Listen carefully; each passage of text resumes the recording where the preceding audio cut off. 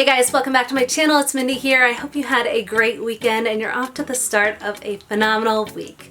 So today I'm going to dive into something I have never done before, and that is a declutter video. So I don't really love talking about fragrances that didn't work out for me, but I also recognize this notion of minimalism sounds very, very appealing as you build a collection and you have a lot of fragrances that you're not reaching for, that aren't exactly loves or strong likes.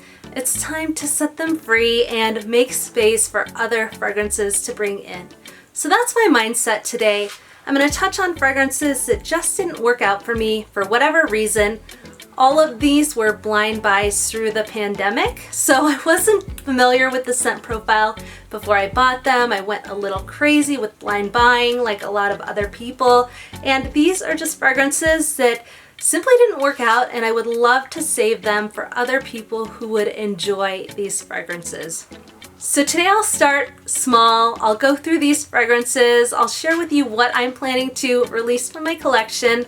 I did watch a video by Anna Absolute on selling on Mercari, and so I'm going to give that a shot. I'm going to let some family friends maybe take a couple of these, and then from this point forward, maybe I will move on to a more minimalistic mindset. I just think there's a lot of benefit in doing that.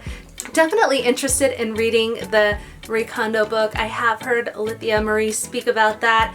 I need to be mentally prepared to do that, prepared to let things go and kind of declutter, clear my mind. I'm not there yet, but I'm moving in that direction, and I think this is the first step. So without further ado, let's get started.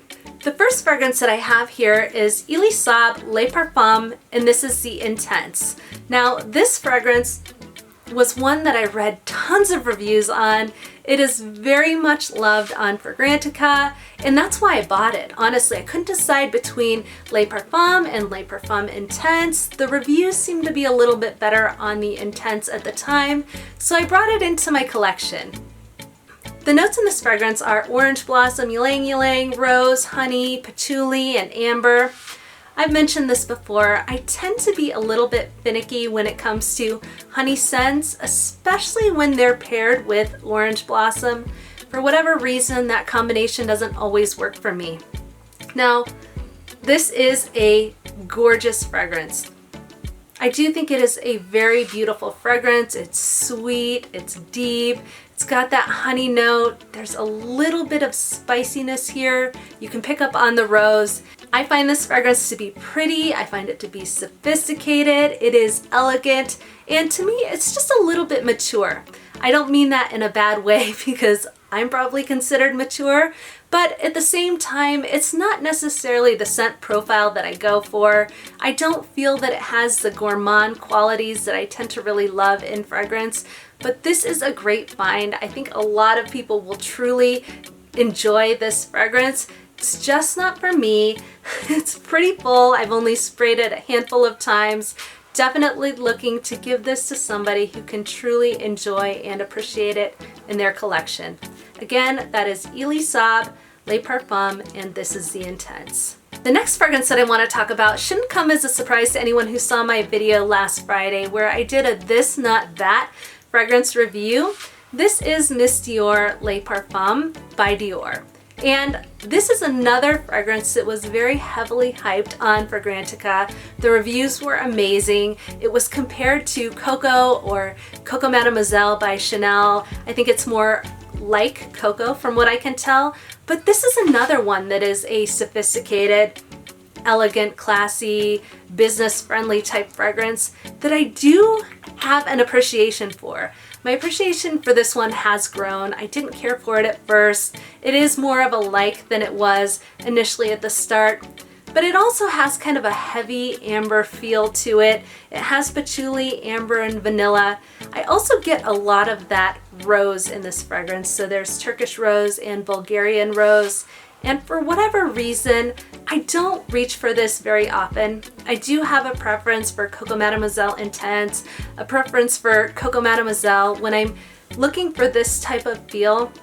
So this is getting neglected in my collection, and I know that a lot of people do truly love and appreciate this fragrance. I want it to go to a home where somebody will use it as it should be. I'll also say that I really do appreciate the Eau de Parfum version of this fragrance, but again, I like some others that I think I'd reach for more.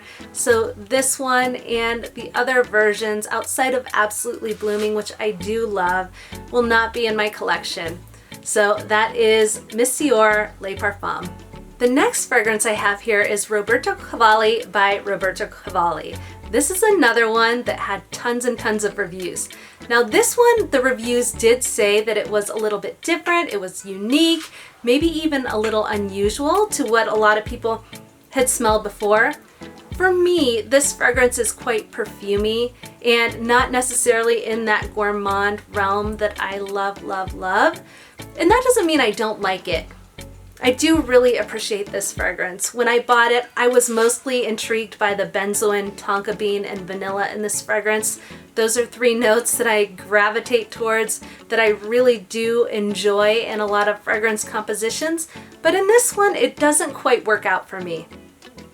I just find it to be a little bit perfumey, as I said, without having that gourmand quality that really, really ropes me into a fragrance.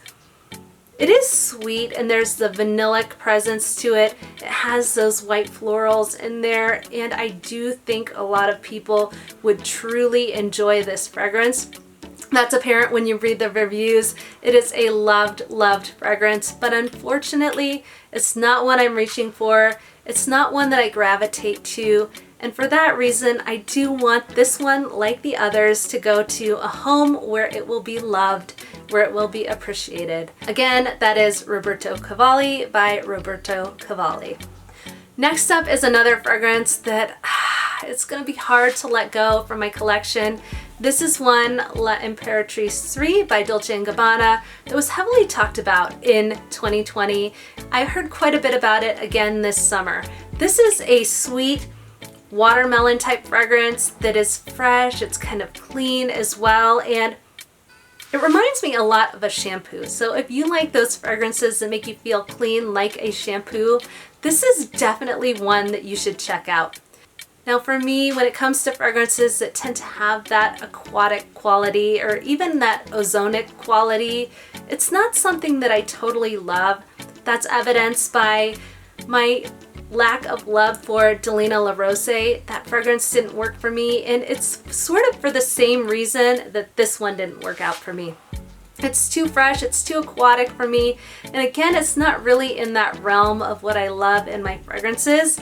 This is going to be an easy reach type fragrance for somebody. It's going to be a gorgeous fragrance to wear in the summer. I would probably really enjoy this on somebody else, but I'm not reaching for it enough. Now this is fruity, it's likable, it's pretty. I think a lot of people are really gonna dig this scent profile.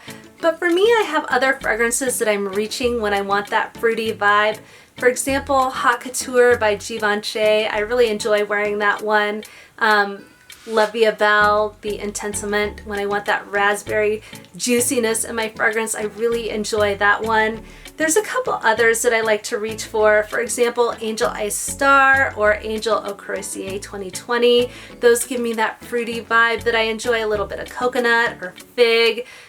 This one is just one that I'm not totally reaching for.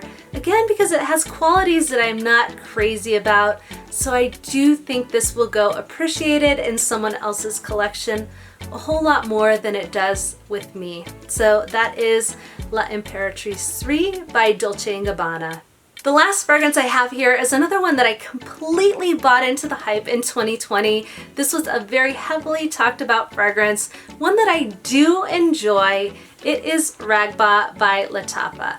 Now, this is the type of fragrance that you might reach for more so in the cooler weather months, maybe when it's really cold outside. It is a very, very woody, vanillic fragrance to me. It has vanilla, sugar, oud, incense, sandalwood, and musk. And while I do tend to like unisex fragrances, this one feels a little bit more masculine to me. I have unisex fragrances that are really right down the middle that I truly enjoy, like Guerlain Spiritueuse Double Vanille or like Bois Doré by Van Cleef & Arpels. but this one to my nose is just a little too heavy on the oud. It's a little too heavy on that woodiness. I find it a little bit too heavy for me to wear on a regular basis and want to reach for. Now, that being said, I do like the scent profile of this fragrance. I completely understand why people love the scent of this one. I think it almost has kind of a seductive quality. There is a place for this fragrance in a lot of people's collection. I think if you like those fragrances that are very unisex, that are woody, that are vanillic, this would be right up your alley. It just didn't work for me, and I do think there are other people that could benefit from having this in their collection. They'll truly use it, they'll truly enjoy it. This is an affordable fragrance, and it seems like the hype has kind of settled on this one, but we're kind of deep in the summer, the warm months, and so I would expect as the cooler months start rolling around, we'll start hearing about this one a whole lot more, at least where I live. This is Raghba by Lattafa. Alright guys, thank you so much for tuning into these fragrances that I plan to declutter. The list is a lot longer than just this, but I thought I'd start off small today with these fragrances and see how it goes in setting them free. Get used to that idea, that concept, and I think there will be more to come in the future. Again, I appreciate you guys. I hope you have a great rest of the week, and until next time, I'll see you soon.